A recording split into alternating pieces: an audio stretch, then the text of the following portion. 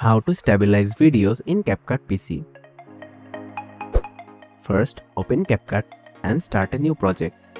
Import the video you want to stabilize. Bring the video clip to the timeline and select it. Go to the video section from right side. Under the Basic tab, scroll down, look for Stabilize option. Click on it. CapCut's stabilization tool is pretty powerful. It analyzes the motion in your video and automatically adjusts to reduce the shakiness. Once you have clicked Stabilize, you will see a few options. You can choose the intensity of stabilization, recommended minimum cut or most stable, depending on how shaky your footage is. If your footage is only slightly shaky, recommended or minimum cut might do the trick. If it's really bumpy, go for most stable option.